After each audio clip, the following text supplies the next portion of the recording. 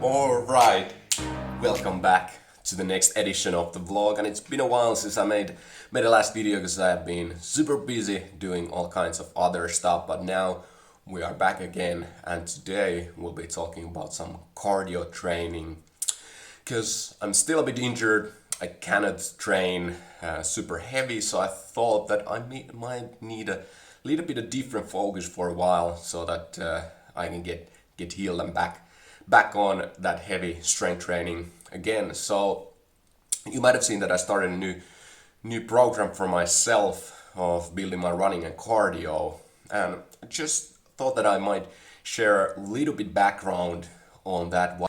But before we get into that, look at this clip. This is exactly how I'll be feeling right now when my training has been a little bit all over the place and don't have a strict program. So this is how I feel about my back squat strength right now. Is way down from where it was. Take a look at this. These are the tests. It leveled out and it's going down. But you have to look at this. This is, excuse me, where it was is much higher than where it is right now. But you don't know that. That's my report as of yesterday. Wait a minute. It will last. No, but you're not reporting it correctly. It's called science. It is what it is. Now it's going down again. And then the CrossFit Games are ongoing right now. It's an online competition format, and you can only see the highlights from it, which is a bit of shame. But those of you who think that CrossFit will destroy your gains and you get weak, and it's all about like this kind of circuit training and all that stuff, take a look at this. 222 kilos front squat. That's insane. And we also saw a couple of others doing above 200 and 5 of them over 190, so pretty strong, I would say. Then other stuff today, training will be some back squats, fast session, and then afterwards some cycling on top so you can enjoy the scenery here in Finland. And you will also get the gym tour, home gym tour. So lots of goodies, but let's get right into it. It seems like most of the people seem to hate running and cardio for no reason. Maybe they have been taught to just run long, slow-paced cardio workouts that just bore you to death. Or then they have been scared that if you do any cardio you will lose your gains or something like that. Or just they feel that they're bad at running. But I strongly believe that anybody can learn to enjoy running and get better at running. You just need the right type of workouts, and for that I've been looking into the Chris Hinshaw. Those of you who don't know who that is, he's a cardio or aerobic conditioning coach for CrossFit athletes. He has a triathlon background himself, and then he started training the two of the most fittest people in the planet, Matt Fraser and Rich Froning. And before he started to be a conditioning coach for those guys, he really didn't have any background on working with strength athletes. And he basically took everything he knew from the triathlon background and applied them to the strength and conditioning guys. So if you look at any of these interviews, he always talk about he had no idea what was going to happen, whether they would lose their strength or if that would be some way harming for them. But turned out it was not. They got better at running. They were also able to improve their strength at the same time. So it seemed like a win-win. So this got me interested on the programming that he's doing, and then when I looked into more detail I saw that it's exactly the same programming for these strength athletes or when he's programming for some long distance runners. So there seems to be something universal in how you build your aerobic conditioning, and it's not just steady state long cardio workouts. That's just one small part of the whole training, because we all have different energy systems. You have different systems when you're running fast or lifting heavy, and then when you get to more intense workouts, you tend to use your lactate system, and then in the longer runs, you're mainly using your aerobic system. But you are always using all of these systems in conjunction, so it's not always just one, and you really need to hit all of them to build your cardio in the most optimal way. And that's exactly what the workouts that the Chris Hinshaw programming is doing. So I wanted to modify that for my own purpose, to test it out and see if I can get any gains, because I have a long background in running from the football and other say more cardio type of stuff. So I thought it might be interesting to see if I can still improve my running by doing this program. So doing 4 months, 2 to 3 running workouts each week, and then some additional cardio on top at the gym. So we'll see how it goes.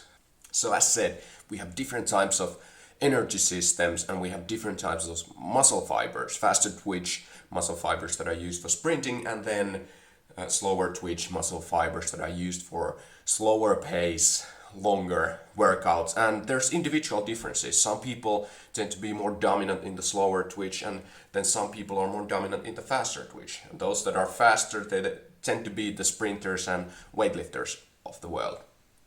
But to effectively build up your endurance, you have to hit all of the energy system, and you have to train both of the slower and faster twitch muscle fiber types.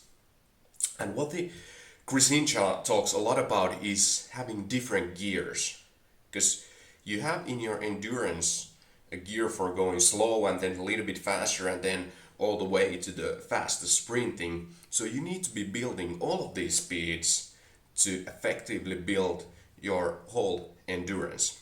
And what that means in practice is that you have to incorporate different kinds of training in your endurance program to effectively build your overall endurance. So the first one is the slower type of workout, which is the aerobic threshold. This is the pace that you can maintain for a very long time. It's the conversational pace when you are out there running with your friends. That is the type of cardio that most people think about when you say cardio. That's also super boring in my opinion, but super important. You have to do it. It's the baseline for your endurance.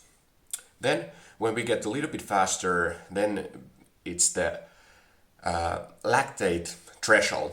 Lactate threshold is the pace that you can maintain for 30 to 40 minutes. It's a little bit higher volume workout still, and with the slower, with the shorter breaks are from 1 to 2 minutes, and it's a little bit more intense type of intervals that you would be doing, but still several minutes of work and then 1 or 2 minutes of break.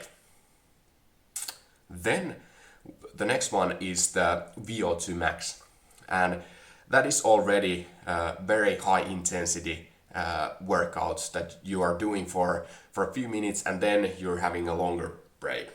And this type of workouts, they do build up a lot of lactate into your system, and you won't be able to clear it out during the training. As if we think about the lactate threshold, that's the pace where you're still able to clear out all of that lactate that's building up to your system. It feels a little bit awkward, but you're still able to clear it out in the lactate threshold training. But the VO2 max is meant to find that higher intensity pace for your workouts. And the problem that many people have is that they either go to the too extreme on the slower type of aerobic threshold training, or they tend to do always the very, very high intensity intervals.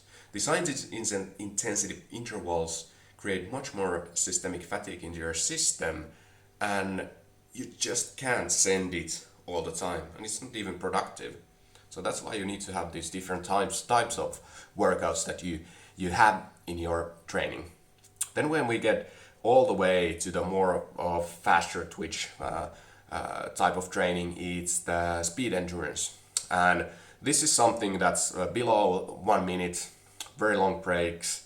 And this is where you're trying to force your faster twitch muscle fibers to endure for longer periods of time. So this is super fast sprinting below 1 minute and then longer break afterwards. And then when we get all the way to the other extreme, there's the strength endurance as well, which is more about lifting super heavy and could be like the assault bike for 20 seconds all the way, send it full effort, and then having several minutes of break. So if you think about your aerobic conditioning, your total endurance, you have to incorporate all of these pieces into that one training. If you're interested in following that, I've been posting 2 videos each week on TikTok on that programming, so you can check it out from there. And yes, one more thing, I will be doing this with my normal strength training as well. I have just lowered the volume in my strength a little bit just because of the injury, but you can do these workouts even though if your still main sport is something like just bodybuilding or strength training. This is just to add on top. These are very easy workouts. They're from 15 to up to an hour long, 15 minutes up to an hour long. So it doesn't take that much of a time, and they're meant to be quite easy in the beginning and then progressively getting harder week by week. So maybe I'll be posting more about that program and see what kind of gains I'll be getting in the future. But right now, time to get to the training of today. All right, time to start the day with some back squats, and you can see a gym tour as well. So here's the platform, and the fall has arrived, as you can see. I'm just too lazy to clean that up. Then here's the weights, the bar. How cool. And yeah, today starting off with some sets of 8 5 times with the back squats, and then some cycling later. And been doing a bit of higher rep ranges lately with the squats to build up those legs so that later can start to get back to lower rep ranges from 5 to all the way back to 1 and build that strength. But right now need some more meat to those chicken legs so that I can lift some more.